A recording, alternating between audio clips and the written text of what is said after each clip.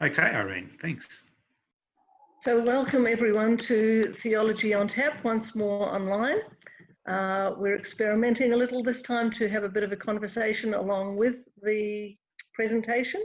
So join us.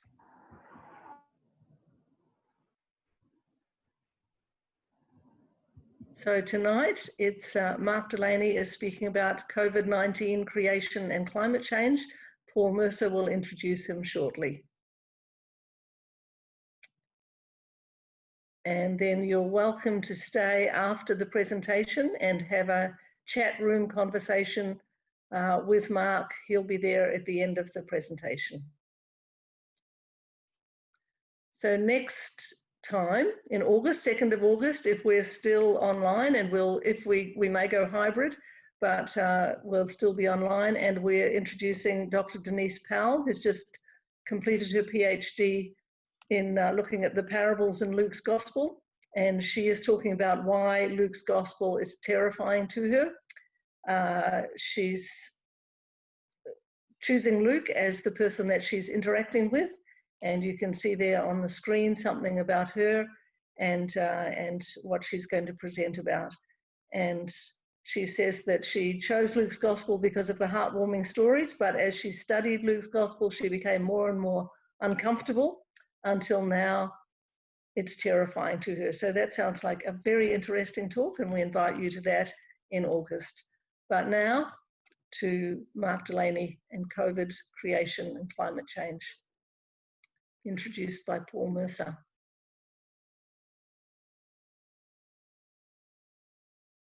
So as I introduced Mark, we acknowledge the Turrbal and Yagara land that this event is being screened from, and we pay our respects to elders past, present and emerging. And tonight we've got a wonderful presentation to look forward to from Mark Delaney.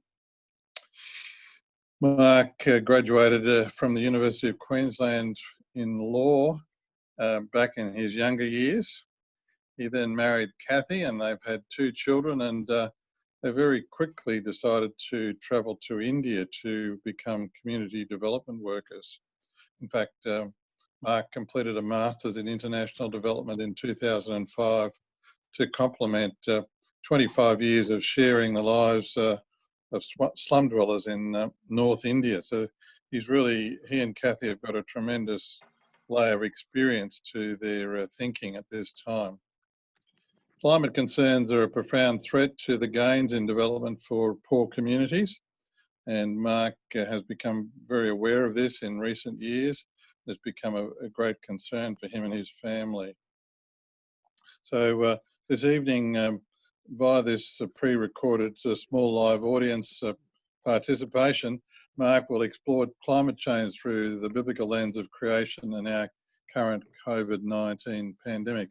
So thanks, Mark.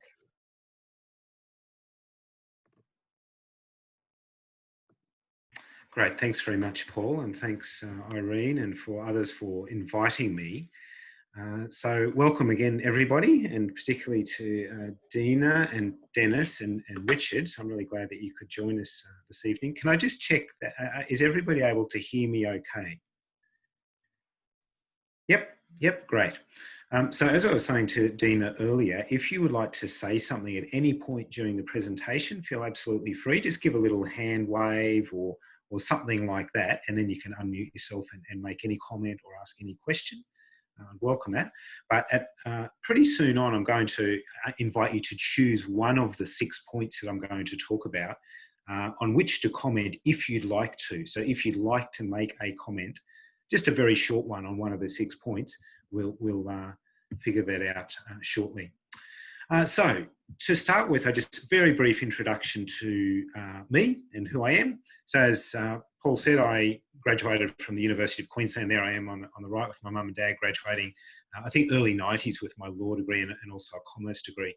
Prior to that, I was a very normal Australian teenager. You know, I went to the beach and I was into sailboarding and just a very normal, Australian teenager. And in retrospect, I realised I was very lucky, really, to have a very stable family, because many people don't have that.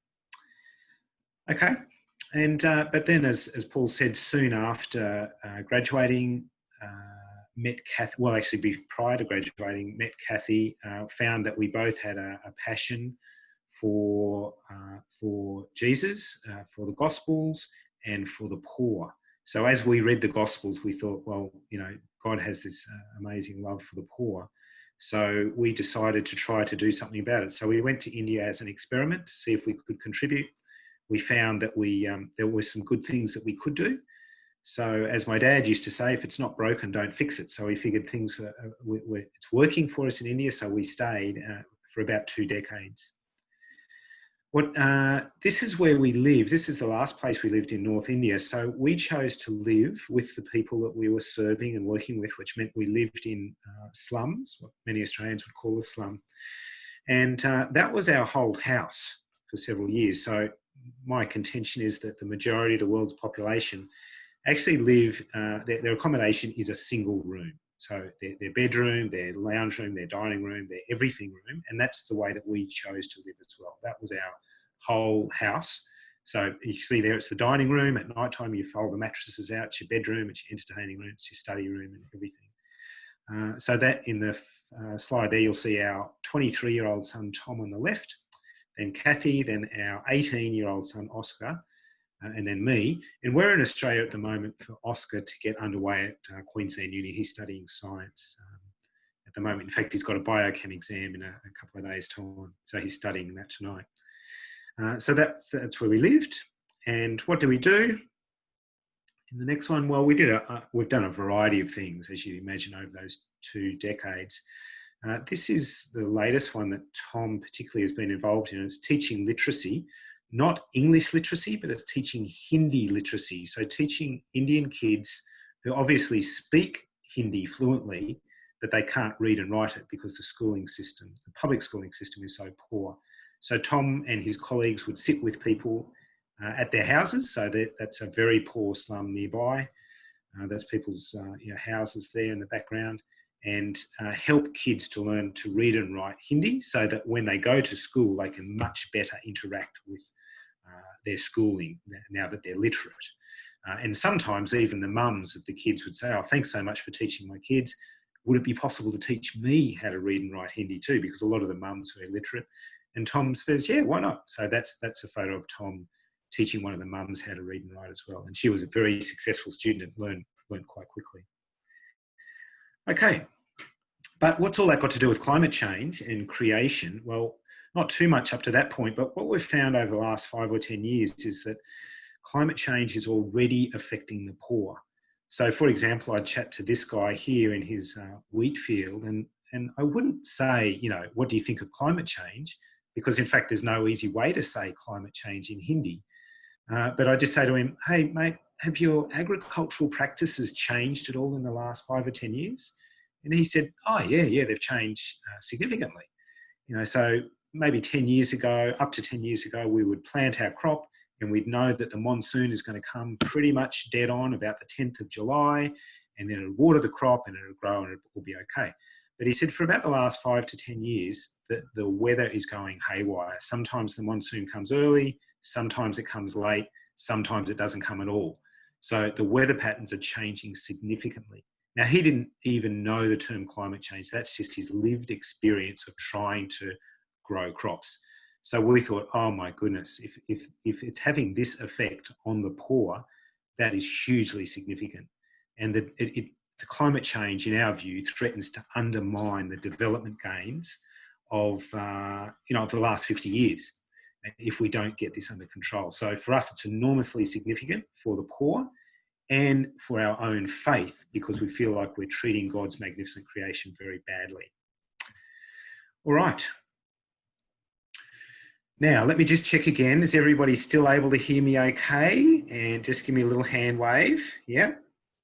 Dina, you're okay there? Yep, great.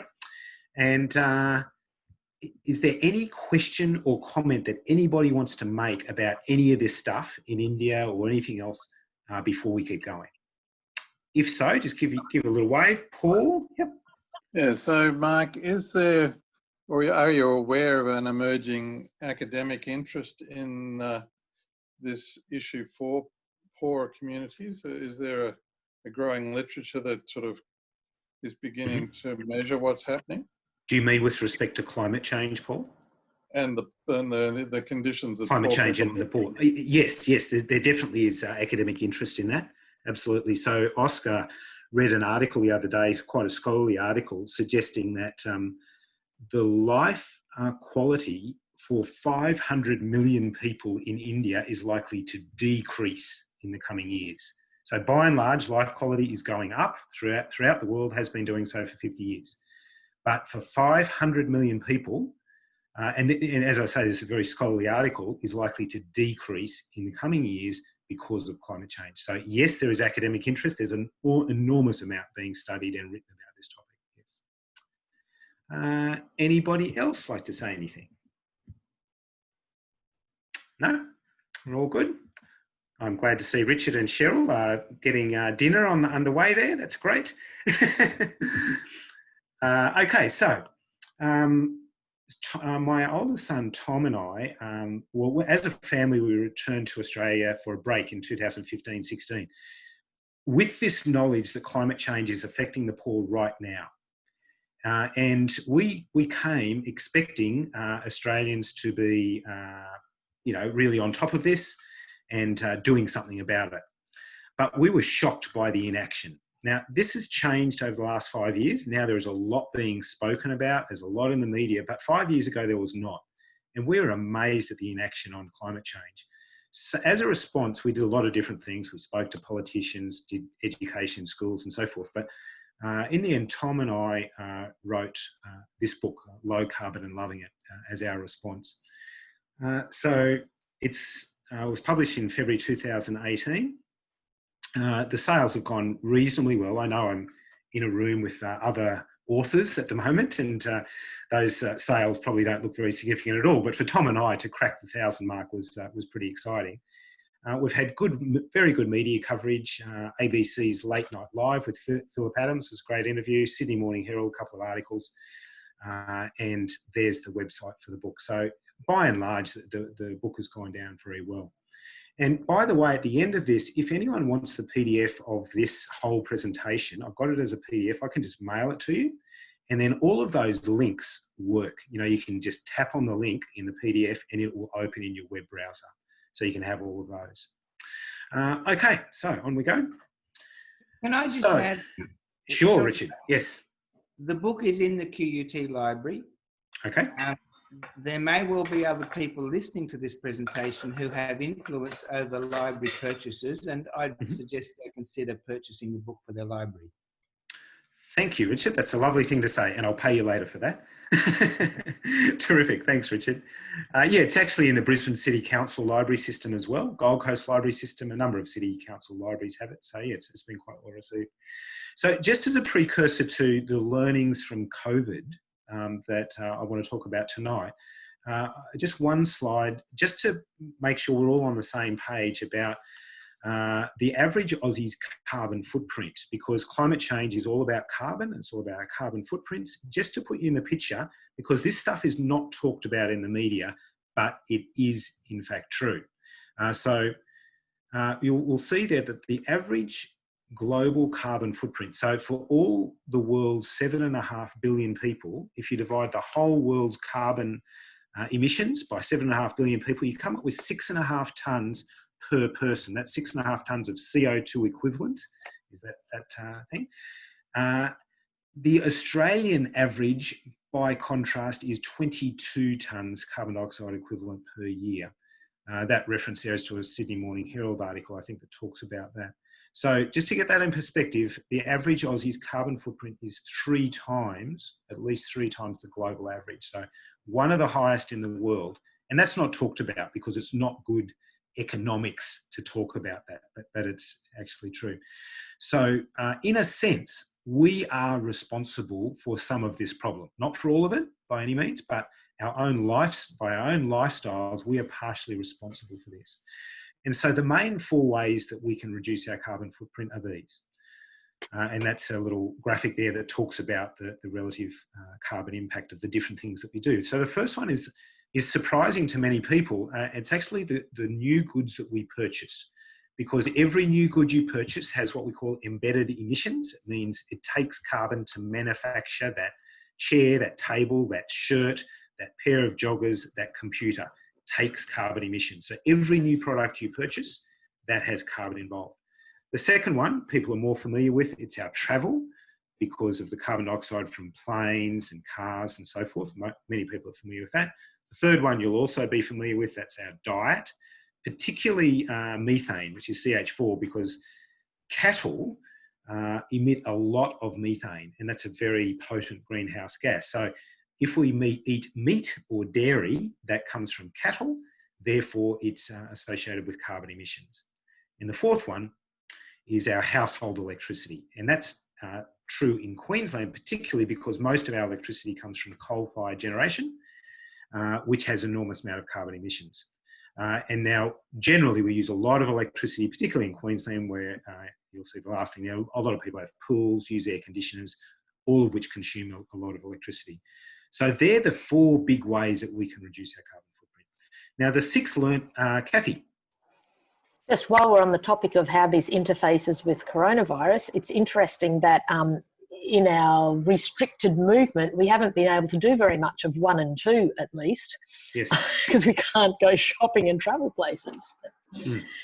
Yeah, quite right. Yes, and that in fact is why I've put this slide here, because it's some of the ways that some of the things we've learnt in COVID, during COVID, have a positive effect on our carbon footprint. So that's one of the good sides of this whole thing. All right, so on we go. So 6 learnings from COVID-19 that may help us slow climate change and better care for God's creation. So here I'm going to put up the 6. The first one is appreciating nature. I'm just going to run through them and then we'll talk in more detail. The second one is we've learnt to do things more locally rather than far away from our homes. Third is that we've learnt to slow down a little bit from our usual frenetic pace of life.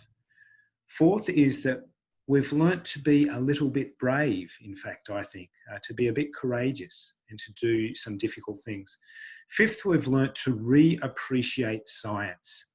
Science has been incredibly important in this thing, and we've reappreciated the role of scientists and science. And finally, we've gained through COVID, I think, a sense of global fraternity. That is solidarity with all other countries in the world, because we're all in this together. So then, the last little bit there on that slide is what I'm going to ask you to do, if you want to, and this is entirely voluntary, is for each one, there'll be 2 slides, and I'll speak to each of them. And then at the end of those, each point, there'll be a reflection question. So what I'd like each of you to do, who's on this call tonight, is to choose one of those things that piques your interest a little bit. And then your job will be to read the reflection question and to make a very brief comment, like just 1 or 2 sentence comment on what you think about that or your experience of that point. Okay? So that's the mandate. So what I'd like you to do is have a look at that list. And if anything there interests you, then unmute yourself and say, yes, I'd like to do that one. And we'll just put your name down and then we'll come to you at that point. So off you go.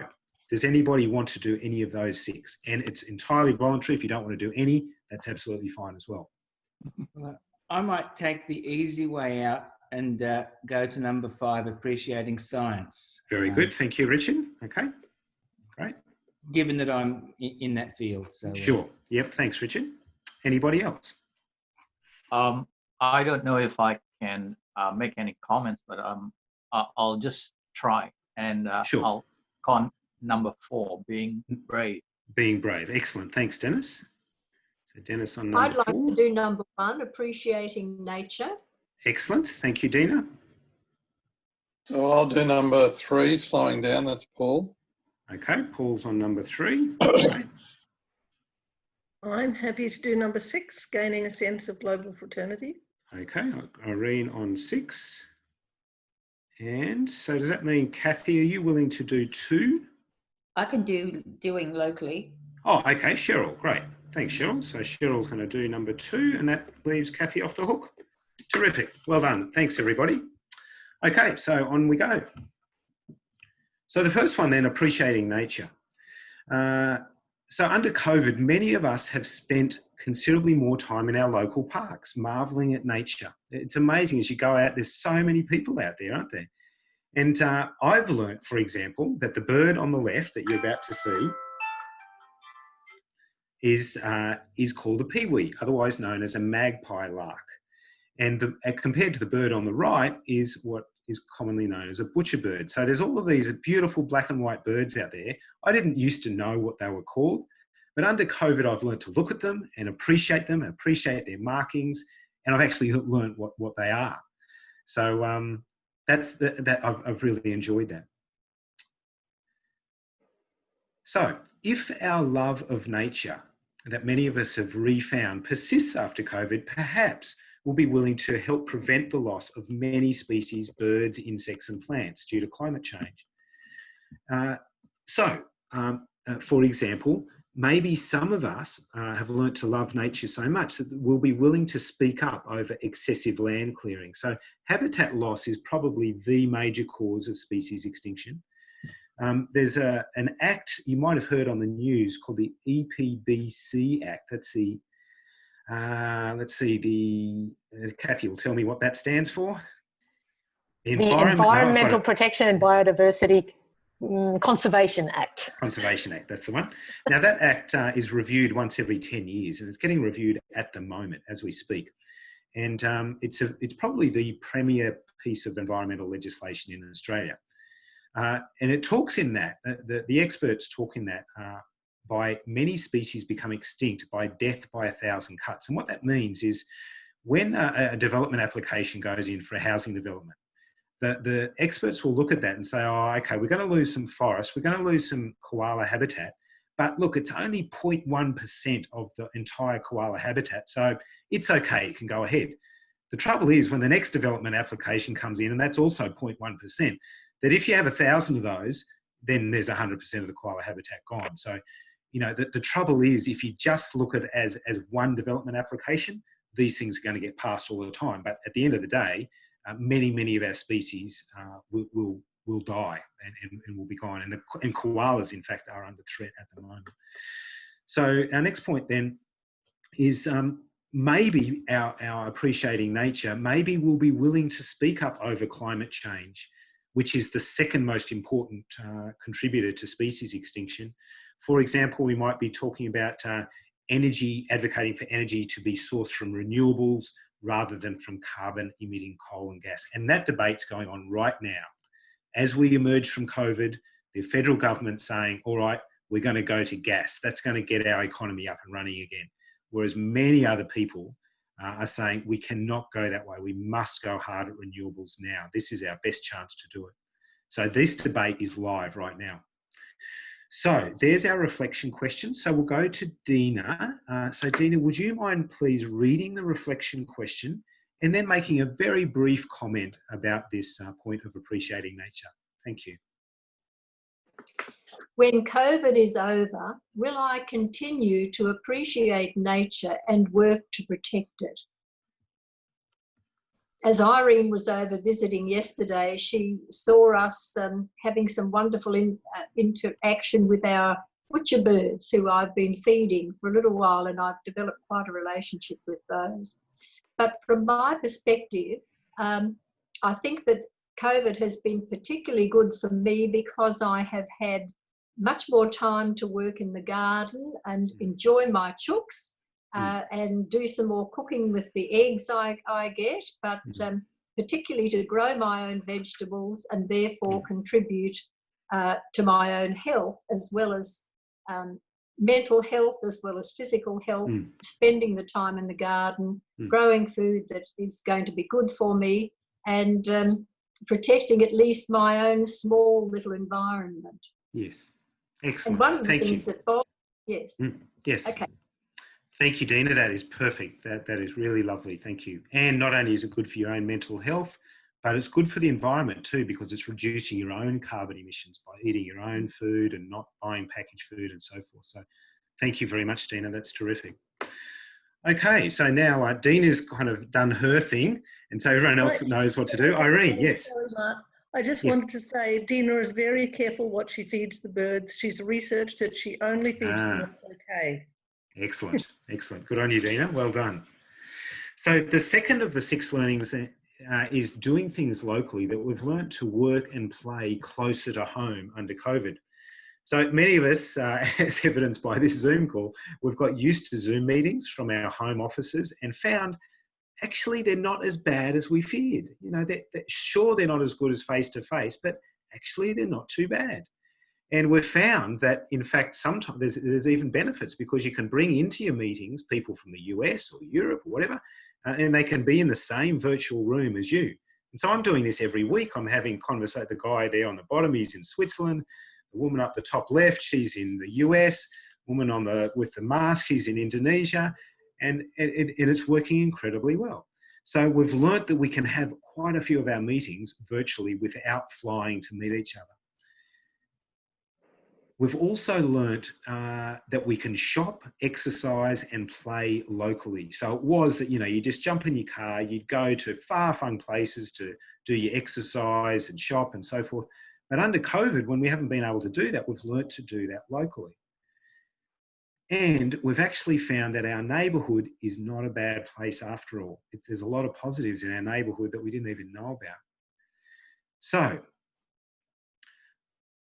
after COVID, can we continue doing some of our work from home, some of our recreation in our local area, and maybe having some of our holidays domestically rather than internationally, and thereby decrease the amount of driving and flying that we do? Will that be a positive effect from COVID? And this is an interesting one too. As people of faith, will we be more discerning as to whether we really need to fly to that next Christian conference, or whether in fact we could do some of them online? Because as people of faith, you know, we fly as much as the next person, you know, to our various international meetings and so forth. Will we be more discerning now about whether it's absolutely necessary to get together? And finally, our reflection question. So we will go to Cheryl then to read the reflection question and make a very brief comment, Cheryl, about this notion of doing things locally. When COVID is over, will I continue to do some work, recreation and holidays closer to home? Or will I jump back in the car and on the plane to go to the next meeting or holiday?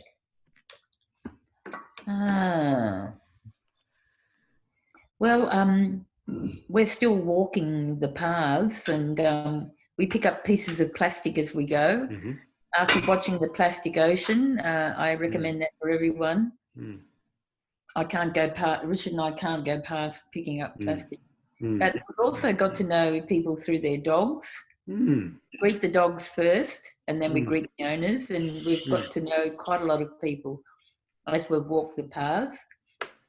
And I've really been grateful to do exercise by Zoom, and then roll out of bed and get my gym clothes and go on there. Very grateful. It was very good. However, it was quite delightful recently. Before the gyms went back, we were doing it out on the pathway. And so one of the people that had the dog that I'd met recognised me doing my gym and went, hello. So it was just a lovely combination. Yes. That wouldn't have happened before COVID. No, I didn't know that lady or the dog. I wasn't working. Lovely. So that was really, really delightful. That's perfect, Cheryl. Thank you so much. Yeah. And isn't that interesting, that we've actually got to know our neighbours a bit better than we did before. It's a really positive outcome. Thank you, Cheryl. All right, so on to number 3 then. Slowing the pace of life and relearning what's important. So under COVID, many of us have found a rekindled enjoyment of the simple things in life: reading books, playing games, playing music, time with our family. Instead of shopping and countless other activities, We've read a book, dusted off the guitar, or phoned a friend. And there's our little extra activity that we've learned to do in our household of three, is that Oscar and I have made some juggling clubs, and we have learnt how to juggle clubs. We used to be able to juggle balls, but now we've learned how to juggle clubs. So that's our little COVID activity, which has been lovely. It was a delightful thing to do as a father and son. And for some, the slowing of the pace has helped us to reconnect with God. And as we've done all of these things, most of us have felt pretty good doing it. You know, playing music again, reading books again, playing games again, or doing those recreational activities. So for Paul, who's doing number 3, there's actually 2 jobs for you, Paul. One is to read that poem that's there. There's a lovely poem by Kitty O'Meara, and then to read the reflection question, and then to make a brief comment about slowing the pace of life. Thanks, Paul.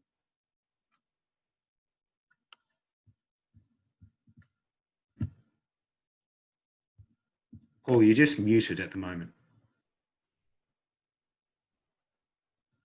There I am.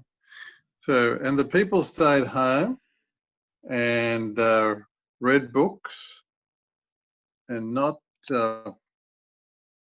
and listened and rested and exercised and made art and played games and learned new ways of being and was still and listened more deeply.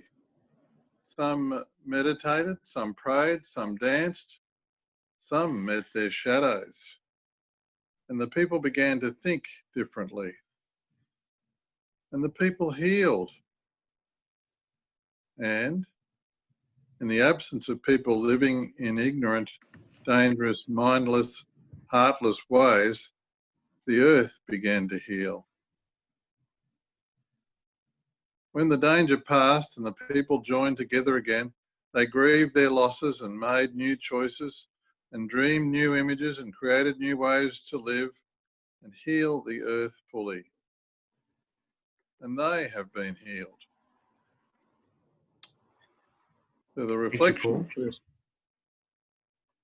So the reflection question. Do you need to say anything more, Mark, or will I just read that? No, I don't. No, off you go. So when COVID is over, will I continue to live a life at a calmer pace in which there is time for nature, music, family and friends? We'll go back to squeezing in as many activities as possible. So that's a very, very challenging question, Mark.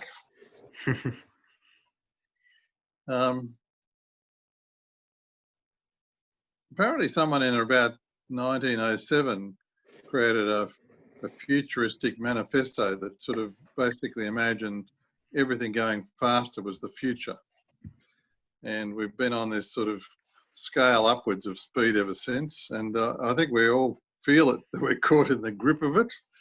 And last year I went to a summer school in Canada where my daughter lives. I had to spend a fair bit of carbon to get there, sorry.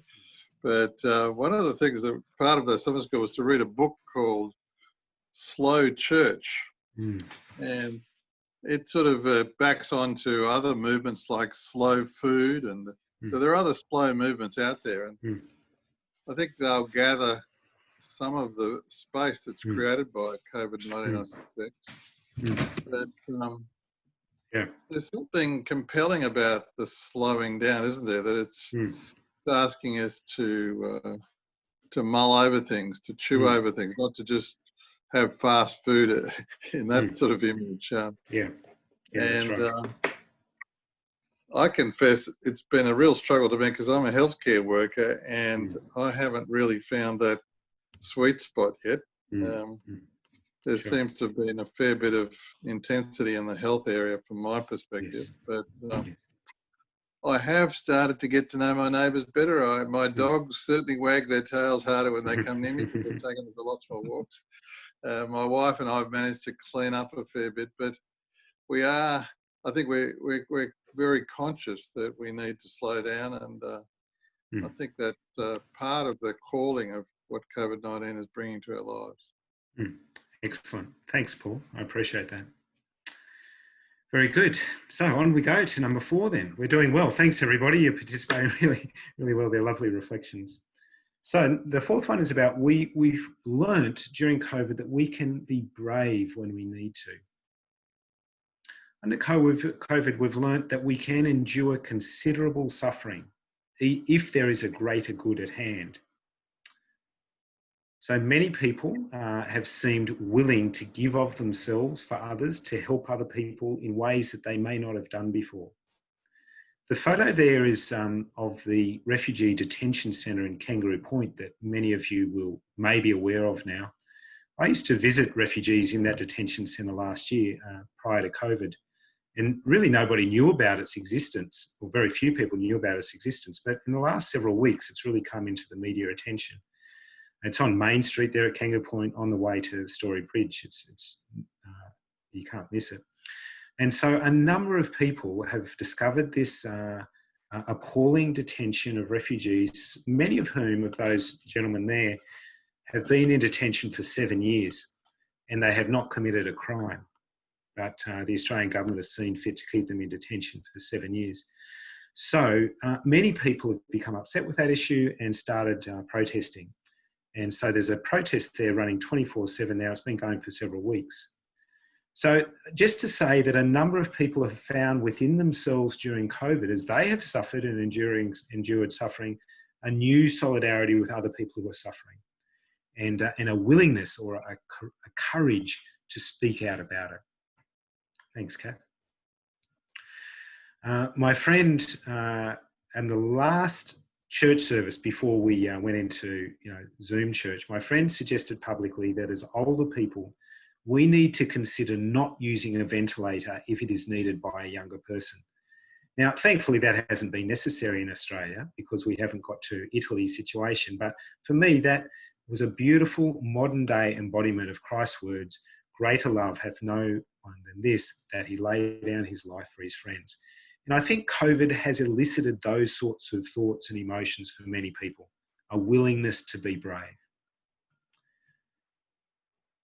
And my own story on this is, as you may or may not know, that in the last 12 months, I've chosen to deliberately do peaceful protest, peaceful civil disobedience, and have actually been arrested twice in the last 12 months for climate change related issues. And it was a personal milestone for me. I feel like I've made some spiritual ground as I've been able to do that.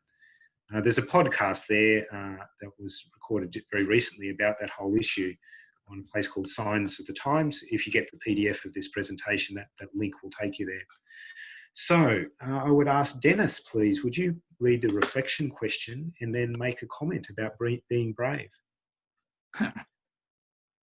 Yes, okay. So the reflection question is, when COVID is over, will I continue to be brave and look out for those people who are struggling, or go back to prioritizing my own comfort?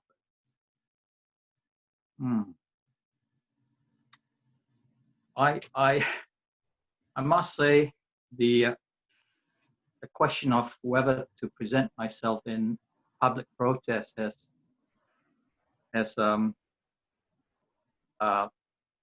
questioned my ability to be brave enough, courageous enough to do so.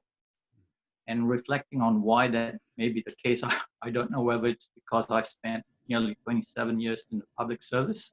And as a public servant, you're not supposed to have public opinions, private ones. And that has never been my approach prior to joining the public service. I've always been up front in protests, public protests, etc. But now that I've retired from work, the question still remains as to how am I able to search out how to respond to the people I need to be in solidarity with. I can't do something like you've done, Mark. Go out and do something publicly and possibly get arrested. Not yet, anyway. So I think for me, it's being able to do things in small ways. Sure. So the first one is to actually show solidarity by signing petitions online.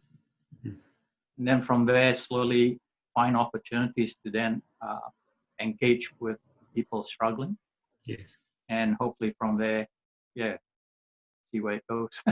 Excellent. That's wonderful, Dennis. Thank you so much for your honesty and your vulnerability and your story. I really appreciate that, and I wish you well on your journey. Thank you. All right, on to the fifth one, a new appreciation of science. As we can't see the COVID virus, we've needed to heed the advice of epidemiologists on how to deal with COVID. Because we've trusted the scientists, we've been willing to undergo enormous changes in our lifestyles, staying at home, not going to pubs, footy matches, and even church. As people of faith, we have to admit that throughout history, we have not been the quickest to embrace the latest scientific discoveries. Right from, the sun being the centre of the solar system, right up to now to our emissions actually heating the atmosphere, that people of faith have not had a particularly good record at embracing the latest scientific discoveries. Thanks, Kath. Could COVID, I'm wondering, be the turning point when, as people of faith, we finally get over our false science or faith, science against faith dichotomy, and instead embrace scientific discoveries for what they are as amazing insights into God's creation? If so, could our newfound appreciation for science flow into listening to the climatologists as well as the epidemiologists, and the climatologists who have been imploring us for decades to flatten our carbon curve? That little graphic there is, it's a little bit difficult to read, but that's from the Australian Bureau of Meteorology. If I send you the presentation, you'll be able to see it better. But it shows maps of the average temperatures in Australia over the last 100 years or so. Green means below average, yellow means a bit above average, and red is well above average. And you can see over the last 100 years that the Australian Bureau of Meteorology tells us that temperatures in Australia are definitely increasing, without a doubt. That's one form of the science that we need to start believing. So there's the reflection question, and that's Richard. Thank you. Thanks, Mark. Well, perhaps there's much that could be said. Oh yes, but I should read the question first. When COVID is over, will I continue to seek out what scientists advise, or go back to gleaning info from Facebook and Twitter? Well, look, there's a lot that could be said about science, faith, and the political arena. But one thing I have particularly noticed is that scientists have always been giving advice to government. Government has not always taken it or has interpreted it in specific ways or different ways that perhaps were different to its intention.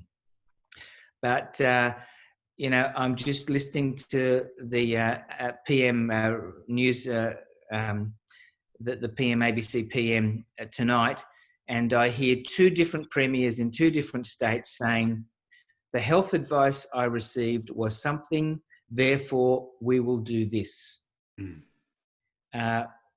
And I very rarely hear that said by a politician, and I certainly don't hear it by two politicians in one news report. So I think people do start to take science more seriously, but when it comes to science communication and people finding places to learn about their information, I think still a lot of people are going to social media, to going to sort of second or third levels of forms of communication to gather their information. Not many people go to the IPCC to actually read their community engagement area where it's written in layman's language about what is being said. Very few people go to the chief medical officer of their state or their or the Commonwealth to look at their website to see what the advice actually is. They wait for it to be interpreted by somebody else, even though the advice is given in scientific terms and layman's terms. Yes. Many people don't even know such advice exists. So I think there's been a step along the way, but probably more steps to go in terms of scientists themselves learning to communicate. Yes. And the general public understanding that advice is available directly from the sources about important issues. Excellent. Thanks, Richard. That's I really appreciate that. So you're saying there's things on both sides, isn't there? Scientists can learn to communicate better, and that people can learn that there are lay language scientific advice that we can read rather than getting it from social media. Excellent. Thank you, Richard. I mean, I just briefly add, I've done lots of radio interviews and TV, a couple of TV things as a scientist, communicating information, and the level at which it is extremely difficult to communicate some scientific issues to a journalist and to the broader media. Extremely difficult. How to pitch it and at what level and what to say in order to get the primary thing across. It is very, very difficult. Sure. Yep. I appreciate that. Thank you, Richard. All right, so we have one to go. We'll go to the sixth one, and we're doing pretty well time-wise. Thank you, everybody. It's been great. So the sixth one, a new sense of global community. We're all in this together. In COVID, every country is suffering. We were all shocked to hear of the terrible choices Italian doctors had to make over who gets a ventilator and who doesn't. And whether we like Boris Johnson's politics in the UK or not, most of us were glad that he survived COVID. So now the question for us is, will Australia and New Zealand, which are pulling out of this pandemic relatively quickly, start to redirect some of our resources to places like Brazil, Mexico, and India, where there are still thousands of new infections daily? And there's just a picture of our son, Tom, who's in India, in an Indian slum at the moment, responding to COVID. Now, India has something like 20,000 new cases a day, per day. This is getting bigger. It's getting more and more every day. This is not under control in India, nor in Brazil, nor in Mexico, nor in many countries where this is going to look very, very ugly. Similarly, when a vaccine is finally found, will it go to those most in need, or will it go to the highest bidder? But my experience is there is an awful lack of news about countries other than Australia. You flick on the news each day, or you listen to the news, it's about how many infections in Victoria and so forth and so on, which are unfortunate, but compared to 20,000 new infections in India, it's an absolute drop in the bucket. But we are getting very little news about what's going on internationally. So, going forward, could people of faith be a strong voice demanding vulnerable people in the majority world receive preferential treatment? I can imagine Christ urging just such care for the least that he talks about in Matthew 25. And interestingly, Kathy was just telling me the other day that Micah is about to start a campaign, I think later this week, called End COVID for All, which is calling people of faith to be cognizant of every country where this pandemic is not under control. Could we carry that sense of caring for the least even further to people of faith, curbing our own emissions for the sake of our sisters and brothers in the majority world who are suffering much more under climate change than we in the West? Like my friend there, the wheat farmer. So there's our reflection question, and we have got, who have we got for number 6? Irene. Irene. Thank you, Irene. When COVID is over, will I seek out news on the majority world and be willing to speak up for them, or just be content that in Australia we're getting back to normal? So it is one of my deep hopes that COVID will help the whole world to have some kind of a reset button and to change something of our self-centered culture. I actually have wondered whether the Black Lives Matter protests have received such a response, worldwide response. I mean, there have been black deaths in custody here, in people killed in America. It's been happening for many years. But this time it seems like people have responded, and I've wondered whether it's because we have something of this fellow feeling because of all being in COVID together. And it's my hope that we may respond to that. And yet I can feel myself the sense of, oh, Queensland's safe, we're okay, rather than this thought of, will I do exactly as this question says, will I respond to the needs of nations for whom it is way worse than it is for us, and similarly for climate change. Thank you, Irene. Thank you, Mark. Lovely. That is certainly my hope and prayer as well. All right, so we've got 2 more slides. I recognise that it's 8:32. I think I will be able to finish in another 8 minutes. But if you need to leave, because we advertise this as an hour, feel absolutely free to do so. But otherwise, I think 8 minutes and we'll be done. So reflection, the second last slide, reflection is the key. As we emerge from COVID, we can be sure the corporate marketing machine, with all its skill, money, and guile, will be urging us back to normal life. That is, shopping, travelling, cramming in activities, telling us all the while that those things will make us happy. And it's my contention that our main weapon against this enormous marketing might is deep reflection on the type of life that we really want. But I think we need to reflect on these questions now, before all the restrictions lift and the marketing voices intensify. Now, it's very timely that we're doing this Theology on Tap right now, because I heard today that the easing of Queensland restrictions has been brought forward by a week to Friday. That is, at the end of this week, those restrictions will be lifted. And be assured that the marketing voices will intensify to get back to normal, which means shopping, travelling, cramming, and a lot of activities. So our collective answers may determine whether we can help make the world a better place for ourselves, for our neighbours, and for God's magnificent creation.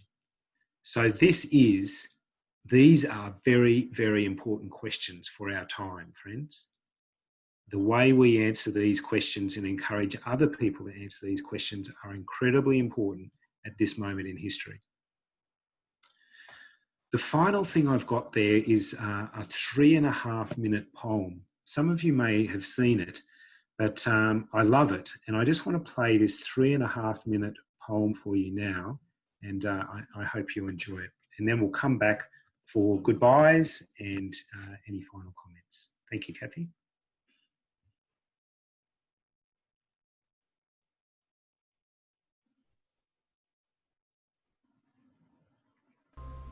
Because if you look at the camera, they know someone's filming. Tell me the one about the virus again, then I'll go to bed.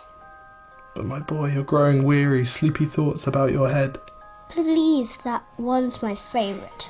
I promise just once more.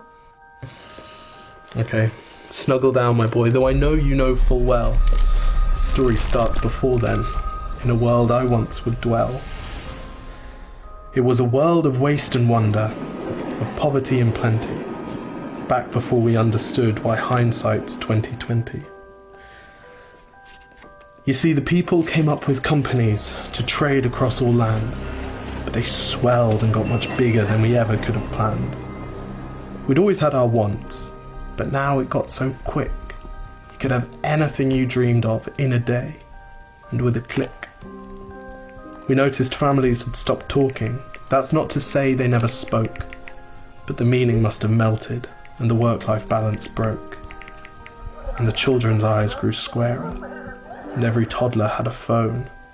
They filtered out the imperfections, but amidst the noise, they felt alone.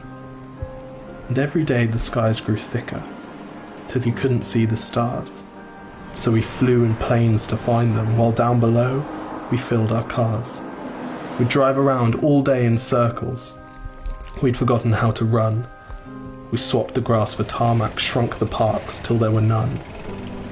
We filled the sea with plastic, because our waste was never capped, until each day when you went fishing, you'd pull them out, already wrapped. And while we drank and smoked and gambled, our leaders taught us why. It's best to not upset the lobbies. More convenient to die. But then in 2020, a new virus came our way. The governments reacted and told us all to hide away. But while we all were hidden, amidst the fear and all the while, the people dusted off their instincts. They remembered how to smile. They started clapping to say thank you and calling up their mums. And while the car keys gathered dust, they would look forward to their runs. And with the skies less full of voyagers, the earth began to breathe, and the beaches bore new wildlife that scuttled off into the seas. Some people started dancing, some were singing, some were baking. We'd grown so used to bad news, but some good news was in the making. And so when we found the cure, and were allowed to go outside, we all preferred the world we found to the one we'd left behind. Old habits became extinct, and they made way for the new, and every simple act of kindness was now given its due. But why did it take a virus to bring the people back together? Well, sometimes you've got to get sick, my boy, before you start feeling better. Now lie down and dream of tomorrow, and all the things that we can do. And who knows, if you dream hard enough, maybe some of them will come true. We now call it the Great Realization. And yes, since then there have been many. But that's the story of how it started, and why hindsight's 2020.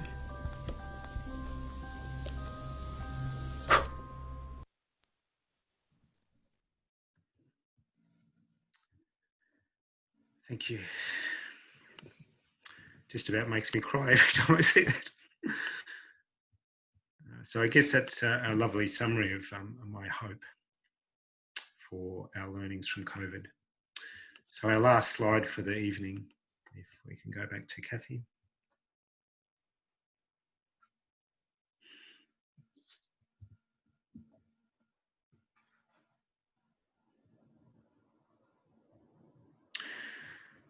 Our final notes. So thanks again for being here. I've enjoyed presenting. It was a lovely creative challenge to do something that was a little bit interactive, and so I've enjoyed the challenge. Thank you.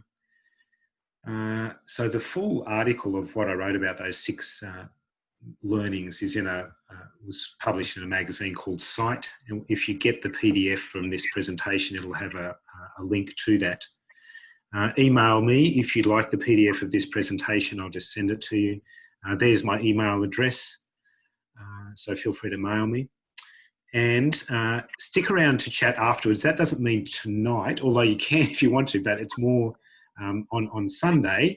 Some people will be viewing this on Sunday, and you're very welcome to stick around in the chat room afterwards, and I'll stay there for an hour. So thank you very much again, and we've finished it pretty much on time. Irene or Paul, is there anything that you'd like to say to finish us off today?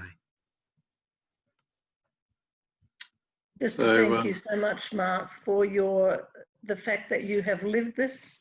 You speak out of your lived experience and your commitment, and we're deeply grateful. Paul. Thanks, Irene. Yeah, thanks very much, Mark. And look, we don't know whether we'll be online or some hybrid arrangement for next month, but please join us at the beginning of August to hear Denise Powell. And this program will be left online for some time, so you can come back and watch it and re-engage with its challenge. And I'm sure with the email details, you'll be able to continue to interact with Mark into the future. Thank you very much. All right. So we'll just, I think, stop the recording.